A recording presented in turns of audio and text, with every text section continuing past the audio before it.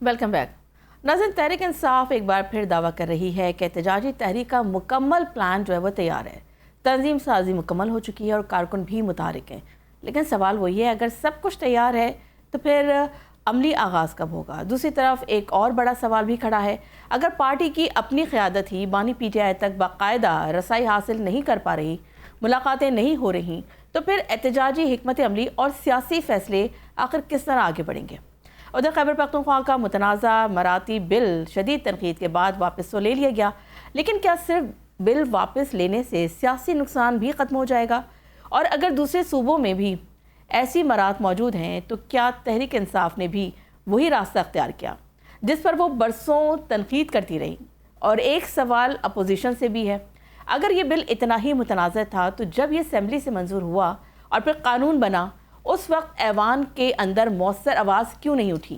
क्या सब बेखबर थे या फिर खामोशी भी एक सियासी मसलियत थी, या सब ने ये सोचा कि बहती गंगा में सभी हाथ धो लें?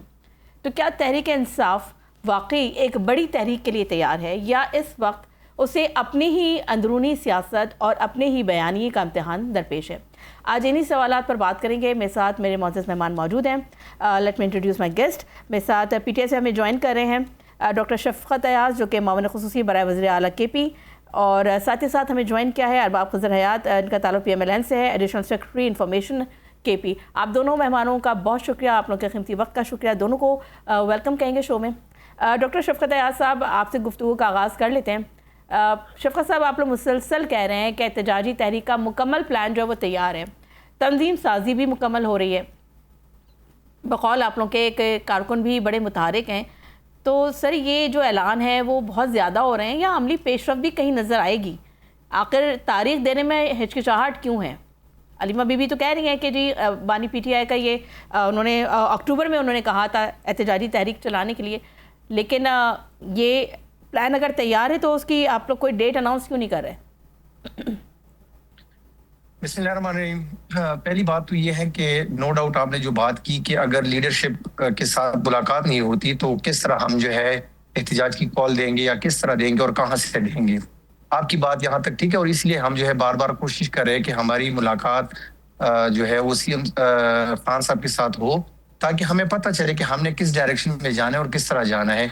आपने देखा कि बजट के हवाले से भी जब बात हुई थी तो CM साहब ने कहा था कि मैं अगर 1500 अरब रुपए कटौती की अगर बात करूं और वो मैं फेडरल को दूं तो उसकी बात मैं अकेले नहीं कर सकता जब तक मेरी मुलाकात खान साहब से होती नहीं और वो मुझे इजाजत नहीं देते।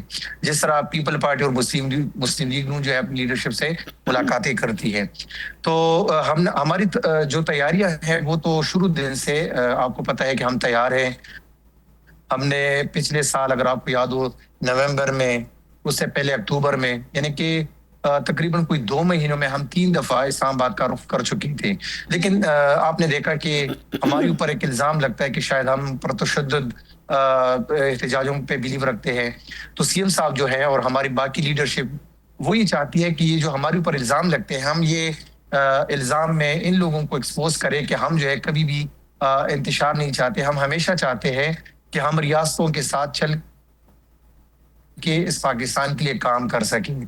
बावजूद ये कि हमारा मैंडेट चुराया गया, हमें जो है दीवार के साथ लगाया जा रहा है, हमारी लीडरशिप को गिरफ्तार किया जा रहा है, हमारे इमरान खान साहब को 7-8 महीनों से आइसोलेशन में रखा गया है, हमारे वर्कर्स पे FIR हैं, हमारी कोई बात नहीं मानने को तैयार। खान साहब की बहनें जो है वो इमरान खान से मिलने के लिए वो नहीं छोड़ रहे, हमारे वकला की टीम उनके पास नहीं जा पा रही, हमारे जो खान साहब का फैमिली डॉक्टर्स है उनकी मौजूदगी में उनका इलाज नहीं हो पा रहा। तो क्या तमाम चीजों के बावजूद हम फिर भी कोशिश कर रहे हैं। शफकत अयाज साहब, तीनों बहनों में से किसी एक बहन को तो कहा था ना कि एक बहन जाके मिल सकती है, उन्होंने कहा नहीं जाएंगे तो तीनों जाएंगे। तो आप लोग भी तो शराइत पर डटे में ना, मुलाकात कर लें। और दूसरी बात ये है कि जब देखिए जब बहनें अगर पहुंचती हैं, अगर वो जत्थे की सूरत में वहाँ पहुंचेंगी, ये सरासर जी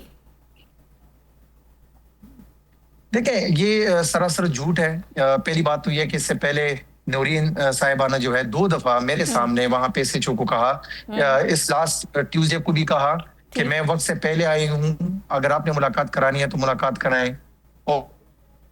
और इससे पिछले वाले ट्यूसडे को भी नौरीन आपा जो है वो आई हुई थी और SHO से उन्होंने कहा कि आपने कहा था कि हम मिलने देंगे तो आप हमें मिलने दें। एक ही बहन को मिलने दें। लेकिन देखिए ये सिर्फ ड्रामे हैं, ये बताते कुछ और है, करते कुछ और है, इनके कॉल और फिल्म में बहुत तजाद है।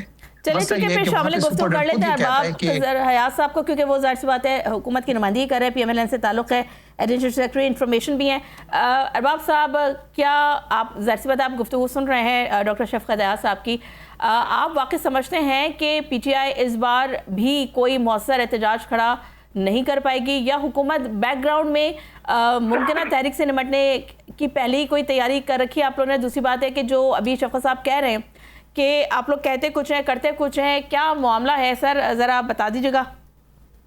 देखिए सना, शफकत भाई की बातें मैंने बहुत गौर से सुनी है। उन्होंने एक बात तो आज क्लियर कर दी है और पूरी कौम ने भी वो सुन ली है। इनका कहना है कि हम एहतजाज करेंगे लेकिन हम खान साहब से मुलाकात के बाद करेंगे। तो ये एक बात वाज़ेह हो गई है, ना मुलाकात होगी ना एहतजाज होगा। नहीं, एक बात वाज़ेह हो गई है कि 9 मई जो हुआ था तो वो भी खान साहब के कहने पर हुआ था। ये बात आज वाज़ेह हो गई है, क्योंकि ये लोग जो है ना उनसे डायरेक्शन लेकर ही हर काम करते हैं। तो बस इसमें तो अब दूसरी राय है ही नहीं। इन्होंने खुद आज ये कबूल कर लिया है कि खान साहब की इजाजत से 9 मई को जो उस मुल्क में हुआ था वो उनके कहने पे हुआ था। दूसरी बात मैं जरा ये क्लियर करता चलूं कि खान साहब से मुलाकात की जो बात है तो वो खुद इन लोगों से मिलना नहीं चाहते हैं, क्योंकि देखे ये सब एक्सपोज हो चुके हैं। चाहे इनके CM हो, चाहे इनकी मरकजी क़यादत हो, सूबाई क़यादत हो, वो सब एक्सपोज हो चुके हैं। और ये लोग वहां पे जाके टिकटॉक बनाते हैं अज्याला जेल के बाहर और घरों को चले जाते हैं। उन्होंने उनकी रिहाई के लिए सीरियसली क्या किया है? कुछ भी नहीं किया है। ये देके चले जाते हैं, वैसे एक ड्रामा होता है और एक वो आंख मचोरी जिसको कहते हैं वो होती है। हकीकत में ये लोग ना इमरान खान। अच्छा अरबाब साहब, कल मेरे प्रोग्राम में फवाद चौधरी साहब मौजूद थे, जाहिर सी बात है वो सीनियर सियासतदान भी हैं और ऑब्वियसली वो इंफॉर्मेशन मिनिस्टर रह चुके हैं PTI के दौर में। उन्होंने कल मेरे प्रोग्राम में ये बात बड़े वाज़ेह और कैटेगोरिकली तौर पे कही। उन्होंने कहा कि इस वक्त जो लीडरशिप बनी हुई है PTI की, उनको तो खान साहब ही नहीं जानते ये कौन लोग हैं और ये अपना ये गोरख धंधा इन्होंने चलाया हुआ है। तो देखिए यही तो मैं भी कह रहा हूँ ना कि इनके अंदर इतने ग्रुप बन चुके हैं कि मुझे तो ये शुबा है, बल्कि मुझे यकीन, मैं ये भी यकीन से कह सकता हूँ कि इमरान खान साहब को तो ये भी पता नहीं है कि सुहेल अफरीदी कौन है, इनको वज़ीर आला किसने बनाया है। जिस दिन खान साहब के साथ किसी की मुलाकात होगी, ये मैं आपको ऑन द रिकॉर्ड बता रहा हूँ, उस दिन सुहेल अफरीदी वज़ीर आला नहीं होंगे। ये पूरी कौम हमें सुन रही है, ये बिल्कुल ऑन द रिकॉर्ड में आपको बता रहा हूँ। शफकत हयात साहब, ठीक है, उनसे कमेंट ले लेते हैं। खज़र साहब, आप सुन रहे हैं क्या कह रहे हैं? वो कह रहे हैं जिस दिन मुलाकात हो गई तो उस दिन वज़ीर आला KPK यानी सुहेल अफरीदी साहब वज़ीर आला नहीं रहेंगे। खिज़र हयात साहब खुद जो है, पहली बात तो ये कि खिज़र हयात साहब जो है खुद अपने पार्टी का बयानिया तोड़ रहे हैं। वो ये कह रहे हैं कि इनकी पार्टी कह रही है कि खान साहब से हर हफ्ते जो है बुशरा बीबी की मुलाकात होती है और खान साहब के पैगामात बाहर आते हैं। वो तो जेल में है, यहाँ पे कह रहे जेल में है, वो जेल के अंदर है। मैं बाहर के लोगों की बात मुलाकात होगी। अभी मुझे बोलने दें। ठीक है, late him talk Khazar sahab, let him talk, then I will come to you. तो ये यहाँ पे ये कहते हैं कि खान साहब से अगर मुलाकात होगी तो उस दिन जो है CM साहब नहीं रहेंगे। या फवाद चौधरी साहब का आपने हवाला दिया, खान साहब जिनको जानते थे और जिन पे ज्यादा भरोसा था उनको, वो तो फवाद चौधरी की तरह इस पार्टी के साथ दगाबाजी करके भाग चुके हैं, भगोड़े हैं सारे।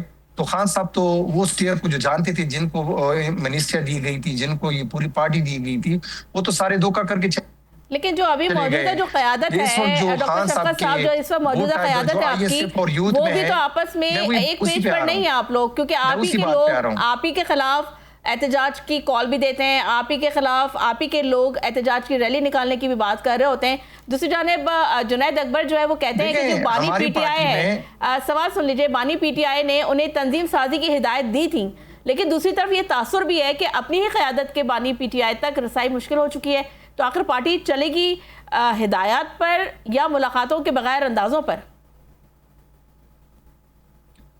देखिए, आप लोग इस बात पे बात नहीं करते कि क्यों जो है एक लीडर को अपनी पार्टी के वर्कर से, लीडरशिप से, उनकी वकला की टीम से, अपने फैमिली डॉक्टर से, अपनी फैमिली के मेंबर से क्यों मिलने नहीं दिया जा रहा? पहली बात तो ये जुल्म पे क्यों बात नहीं की जा रही? बात ये हो रही, हम कोई बंदूक लेके जेलों के ऊपर तो नहीं जा सकते कि हमारी मुलाकात करा दे। हम तो आईनी तरीका अपनाएंगे, हम अदालतों में जाएंगे, हम जो है सुप्रीम कोर्ट से और हाई कोर्ट से फैसले लेकर आएंगे। और वहां पे एक सुपरिटेंडेंट बैठा हुआ है जो कि ना अदालत को मानता है, जो ना आइन को मानता है, ना कानून को मानता है। उन पे बात नहीं हो रही, हमारी बातों पे बात हो रही। हम तो ये कोशिश कर रहे हैं, मैंने ये बात की कि देखें हम मुलाकात चाहते हैं, लेकिन ये नहीं है कि हम एहतिजाज के लिए तैयार नहीं है। सिर्फ इस वक्त हमारी लीडरशिप जो है वो इस बात पे वो है कि जो हमारे खिलाफ ये इल्जामात लगाते हैं, हम नहीं चाहते कि हम इदारों के सामने बिल्कुल हैंड टू हैंड आ जाए या फेस टू फेस आ जाए। हम ये चाहते हैं कि आपने देखा कि 24, 25, 26 नवंबर को क्या हुआ था, हमारे 14 लोग किसने शहीद किए थे, हमने हमारे ऊपर किसने गोलियां चलाई थी, क्या आज तक उनका एहतिसाब हुआ? हम अभी हमारे वर्कर्स तो अभी भी तैयार है, अल्लाह की फजल से हर दफा हमारा वर्कर निकलता है, हर दफा जो है हम एहतिजाज के लिए तैयार होते हैं। मसला ये है कि मुरीद के में क्या हुआ, आपने देखा कि रावलाकोट में क्या हुआ, कितने लोगों को शहीद किया गया, कितने लोगों को अगवा किया गया, कितने लोगों पे FIR की गई।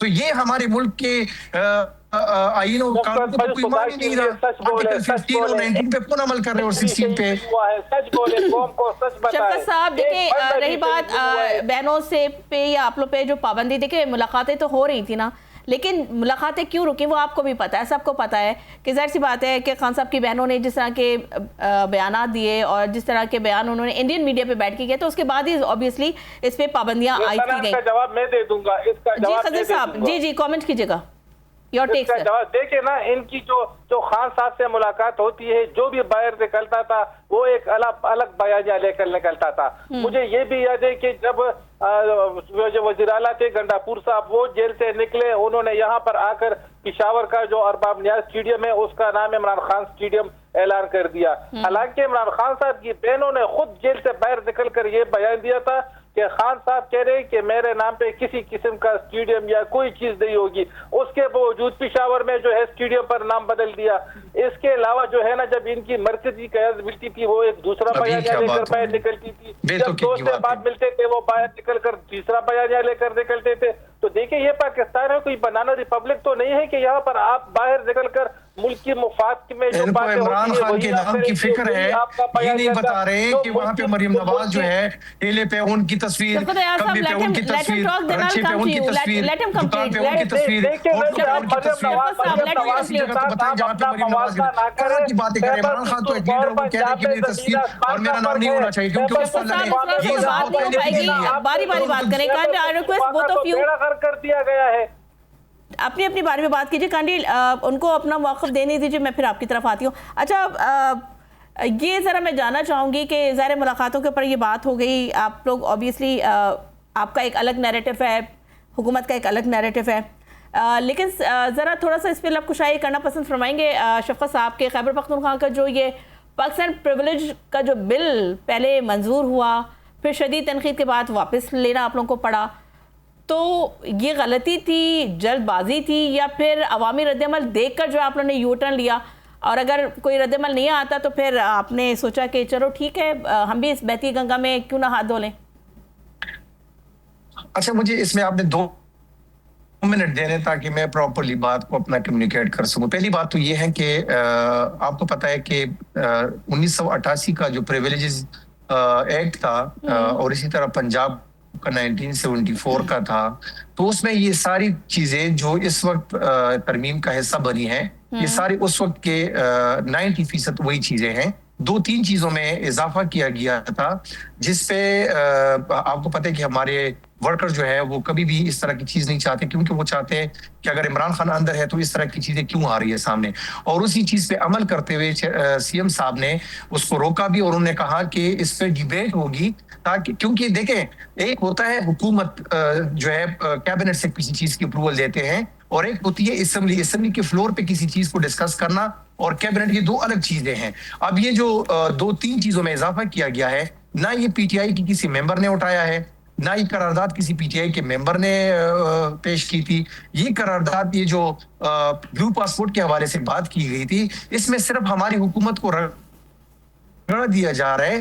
हालांकि ये करारदाद जो है उन्नी साहब लेकर आए थे और उसने हवाला दिया था कि 2024 में जो स्पीकर्स के कॉन्फ्रेंस हुआ था लाहौर में मेरे ख्याल में, उसमें तमाम खैबर पख्तूनख्वा के अलावा तमाम सूबों के स्पीकर्स मौजूद थे और उन्होंने ये डिमांड की थी कि जितने भी जिस तरह सेनेट में और MNS को ब्लू पासपोर्ट अलाउड है ताहयात, तो इसी तरह बाकी जो MPs है उनको भी दिया जाए। अब ये नहीं तो अशफाक साहब, आपकी पार्टी का तो हमेशा से नैरेटिव ये रहा है, आपकी पार्टी का हमेशा से नैरेटिव ये रहा है कि आप लोगों ने ये जो इस कल्चर को प्रमोट नहीं करना है, आप लोग हमेशा उसको तनकीद करते रहे। तो आज वही बिल जो है क्यों एक तो असेंबली में लेकर आए, क्योंकि ऑब्वियसली उस पर गवर्नर की सिग्नेचर हुई है और वो बिल इसके ऊपर 2 महीने के बाद पहले तो छुपाया गया और पहले उसको ऑन नहीं किया गया। और बल्कि आपके जो शफी जान साहब है उन्होंने तो यहाँ तक बोला कि जी टोल टैक्स की बात हुई, सर 560 रुपए हैं वो टोल टैक्स के, आप लोग वो भी देने से जो है आप लोग कह रहे हैं कि जी वो भी हम नहीं देंगे।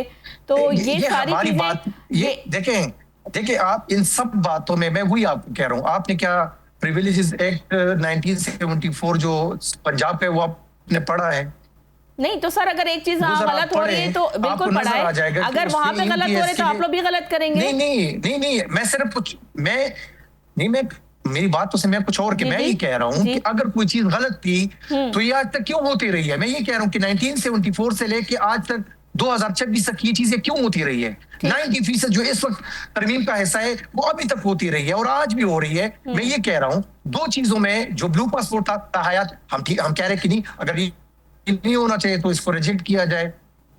अगर आप बात करें, देखिए अगर आप पंजाब की बात करें तो मैं आपसे बात कर लेती हूँ, क्योंकि देखिए पंजाब में तो जो करंट मिनिस्टर्स हैं वो भी और एक्स मिनिस्टर्स को भी जो है वो ब्लू पासपोर्ट्स जो है वो उनको ताहयात उसके लिए ये पर्क्स उनको दिए गए। अरबाब साहब, आप लोग इस बिल पर सख्त तनकीद कर रहे हैं, अब कर रहे हैं, लेकिन अवाम कहते हैं कि मराद की जो सियासत है सिर्फ एक जमात का मसला नहीं है, ये सिर्फ खैबर पख्तूनख्वा का मसला नहीं है। आप अपनी हुकूमतों में भी ऐसी तमाम पर्क्स एंड प्रिविलेजेस को ख़त्म करने को आप लोग तैयार हैं? क्योंकि आप ही की जो पार्टी के हैं जलाल खान साहब, उन्होंने तो कहा कि जी हमें तो बिल्कुल ही अलग थलग रखा जाता है पॉलिसी से और अगर हमें कोई चीज़ सही लगेगी तो हम तो करेंगे। देखिए सना, जहाँ तक ये खैबर पख्तूनख्वा की जो ये तरमीम लाई है तो इसमें सिर्फ एक जन्नत का टिकट नहीं है, बाकी तो इन्होंने तमाम तरमीम इसमें लाई है। ऐसा क्या रह गया है? ये कह रहे कि हमें 8 लाइसेंस देंगे, तो मैं हैरान हूँ कि ये 8 लाइसेंस पे करेंगे क्या? क्या इनकी दुश्मनियां हैं? क्या ये अफगानिस्तान से या हिंदुस्तान से जंग करने जा रहे हैं जो ये 8 लाइसेंस मांग रहे हैं? वो जो कर रहे हैं वो छोड़ें, आप मुझे ये बताएं कि आपकी जमात की अपोजिशन में आप लोग क्यों खामोश रहे? आपने क्यों तनकीद नहीं की? आप लोगों ने क्यों प्रोटेस्ट नहीं किया? आपने कैसे वो बिल जो है आने दिया? उसके ऊपर आप लोगों ने कोई डिबेट क्यों नहीं की? देखिए मैं तो यही कह रहा हूँ ना, मैंने तो आज भी अपने जो हमारे सूबाई सदर है मैंने उनको आज भी कहा है कि हमारे जो मेंबरान जो हमारे मेंबरान है, मैंने तो कहा है कि उनको शोकाज नोटिस देना चाहिए, क्योंकि एक चीज की हम जो है ना वो उसकी हम मुखालिफत करते हैं तो हम क्यों उसकी हमायत करेंगे। दूसरी, आपने देखा होगा मैंने कल भी एक ट्वीट किया था कि जो साबिक अरकान पार्लियामेंट है, उनकी बीवियां हैं, उनके बच्चे हैं, उन तमाम के पासपोर्ट मनसूख कर दिए जाए, क्योंकि एक तमाशा बना हुआ है।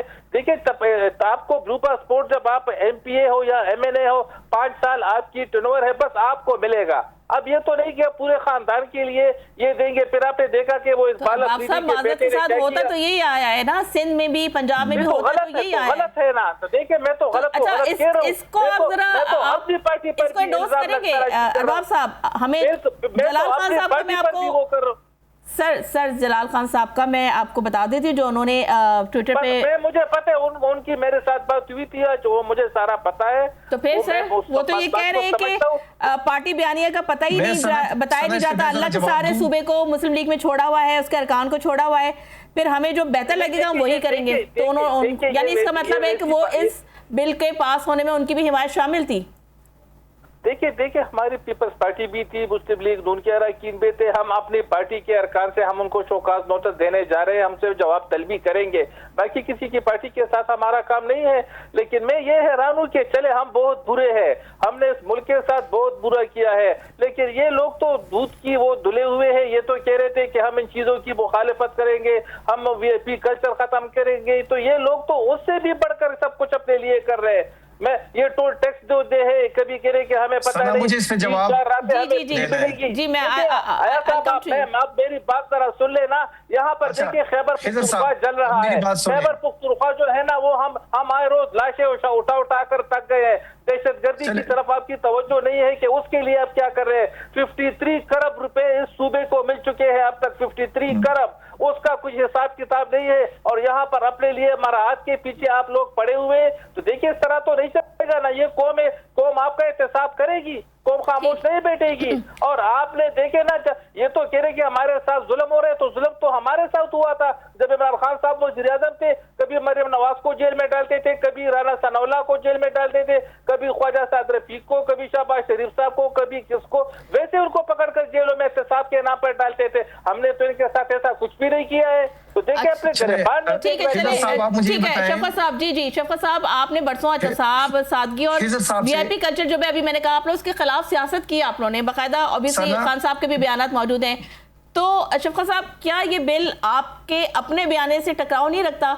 अपने वोटर को आप लोग क्या जवाब देंगे?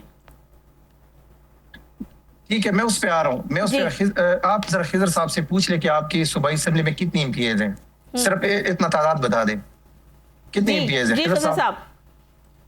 हमारे जी 9 एमपीएज है, जल्दी बताएं। रिजर्व के साथ हमारे 17 तक तकरीबन पहुंच चुके हैं। ठीक, आगे जवाब जी शफकत साहब। ये आप फिगर उठा ले कि कितनी एमपीएज है, जरा फिगर उठा ले आप मैं बात कर रहा हूँ, आप जरा उठा ले, मैं फिर आपको बता दूंगा। खिजर साहब को अपनी एमपीएस का नहीं पता और वो कह रहे हैं कि 53 हमारे है, उसमें 17 हमारे एमपीएस है रिजर्व के साथ। अच्छा, उसके साथ 2 आजाद भी शामिल। ठीक है, बस आपकी बात हो गई। बता देना ना 17 आगे बढ़े क्योंकि टाइम खत्म हो रहा है शफकत साहब। ठीक है जी। अच्छा सना, पहली बात तो ये है कि इनको शायद ये ना पता हो, ये जो इनके 2 एमपीएस ने बात की है कि हमारी लीडरशिप जो है हमारे बारे में पूछते भी नहीं है, कि इनको ये भी नहीं पता कि हमारे यहाँ पे क्या हालात चल रहे हैं। आपको पता है कि इनकी एक एमपीए है फीमेल। बात अभी मुझे बोलने रहे, जिनके बच्चों को उठाने के लिए दहशतगर्दों ने उनसे बता मांगा है, पहली बात। दूसरी बात है, इनकी एमपीए है, उनके घर पे 2 दफा अटैक हुआ है। उसने ये आके कमेटी में, ये जो कमेटी होती है ये हुकूमती कमेटी नहीं होती असेंबली में, ये असेंबली, इसमें तमाम पार्टियों के मानी लीडर्स बैठते हैं और वहां पे वो अपना मौकिफ रखते हैं। प्रोग्राम का वक्त खत्म हो रहा है, काइंडली आप मेरे सवाल का जवाब दे दें तो ज्यादा बेहतर होगा कि आप लोग जो है अवाम को क्या जवाब देंगे, अपने वोटर्स को क्या जवाब देंगे, उनके मसाइल के हल की तरफ आपका कोई कंसर्न नहीं है। लेकिन आपने मराहत, अपने पर्क्स एंड प्रिविलेजेस को बढ़ाने के लिए आप लोग जो है ये सारे बिल लेकर आ रहे हैं। क्या है कि हम उसको वापस करेंगे। अगर वो आवाम के उस पर नहीं है, मतलब आवाम को फायदा नहीं देता और सिर्फ पार्लियामेंटेरियंस को फायदा, हम उसको वापस करेंगे। लेकिन मैं ये कह रहा हूँ कि जितनी चीजें जिसपे सिर्फ सूबाई हुकूमत को टारगेट किया जा रहा है वो इन दोनों पार्टियों की तरफ से आई है। सूबिया शाहिद साहिबा ने सिक्योरिटी बी क्लास मांगी थी, क्या हुकूमत एमपीएस को तो सिक्योरिटी मिल जाती है, लेकिन अपोजिशन को कहां से सिक्योरिटी मिलेगी? कुंडी साहब ने खुद करारदाद पेश किया था, ये ऑन रिकॉर्ड है, जाके पता कर ले। अब बात यह है कि स्पीकर साहब जो है वो तमाम पार्टियों को साथ लेकर चलेंगे। उन चीज पे आप सिर्फ सूबाई हुकूमत को टारगेट नहीं कर सकते। मैं ये कह रहा हूँ कि सूबाई हुकूमत खैबर पुख्तूनख्वा ने अगर ये सारी चीजें अप्रूव कराई थी तो फिर हम जिम्मेदार है। इसके बहुत शुक्रिया डॉक्टर शफकत अयाज साहब आपका और अरबाब खजर अयाज साहब आपका, आप दोनों मेहमानों का बहुत शुक्रिया। बहरहाल मेरा जो सवाल था स्टिल वही है कि केपीके के अंदर जो अवामी मसाइल हैं उसके ऊपर जो है पीटीआई गवर्नमेंट की किसी किस्म की कोई तवज्जो नहीं है। हाँ, लेकिन अगर पर्क्स एंड प्रिविलेजेस की बात की जाए तो उसके हवाले से बिल भी पेश किए जाते हैं और अब चूँकि तनकीद इतनी हुई इसके बाद वो बिल वापस लेने की बातें हो रही हैं, लेकिन अभी भी अवाम और अवामी मसाइल के ऊपर पीटीआई की कोई जो है वहाँ पे कोई नज़रसानी नहीं है, अवाम को कोई पूछने वाला नहीं है। तभी वहाँ पे हालात भी इतने नागुज़ीर होते जा रहे हैं और अवाम भी परेशान है। इसी वजह से आज आप ही का वोटर पीटीआई से सवाल कर रहा है कि जी जब हमारे मसाइल हल नहीं हो रहे तो आप कैसे जो है ये तमाम टैक्सेस से अपने आप को बरी जमा कर सकते हैं। नाज़रीन, मुझे दीजिए इजाज़त, अपना रखिएगा बहुत ख्याल, अल्लाह हाफ़िज़।